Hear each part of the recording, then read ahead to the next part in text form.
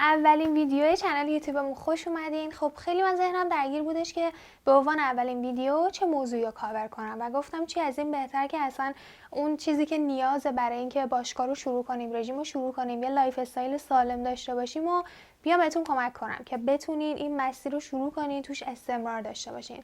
یه موضوعی که هستش خیلی به من پیام میدین که نازنین من اضافه وزن پیدا کردم، اعتماد به نفس باشگاه رفتن ندارم، نمیدونم احساس میکنم همه منو نگاه میکنن، نمیتونم درست تمرین کنم و اینجور داستانا. موضوعی که وجود داره، هیچ شخص بدنساز و ورزشکار حرفه‌ای از اول حرفه‌ای نبوده. هممون یه زمانی مبتدی بودیم، هممون یه زمانی فرم اشتباه میزدیم، با دستگاه اشتباه کار میکردیم، سوتی زیاد میدادیم و این موضوع خیلی طبیعیه. فقط باید شروع کنی.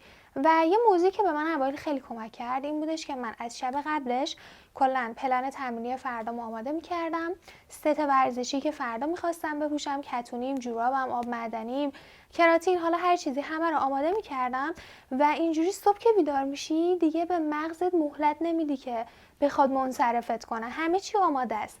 پا میشی صبحونتو میخوری یا حالا مثلا ظهر میخوای بری، پا میشی بعد قبل تمرینتو میخوری میری باشگاه، هدفونتو بذار، به هیچکی توجه نکن، تمرینتو انجام بده. این از همه چی مهمتره. فقط شروع کن، استمرار داشته باش، مطمئن باش که بهترین نتیجه رو میگیری. اینم بگیم که اولش خیلی تو باشگاه میان میگن آره بدون پروتئین وی نتیجه نمیگیری، بدون الکارنیتین نمیتونی چربی سوزی داشته باشی. اینا همش جنبه تبلیغاتی داره.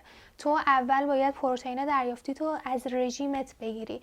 وقتی رژیمت درست نباشه پروتئین وی نمیتونه بهت کمک کنه. الکارنیتین هم همینطور. فکر نکن الان بخوری دیگه حتما داری هر هفته 2 کیلو کاهش وزن تجربه میکنی. نه، اینا همش جنبه تبلیغاتی داره. خب بچه‌ها حتما نظرتون رو واسم کامنت کنین و خب چند تا ایده بدین که ویدیوهای بعدیمون راجع به چی باشه. و لایک و سابسکرایب یادتون نره.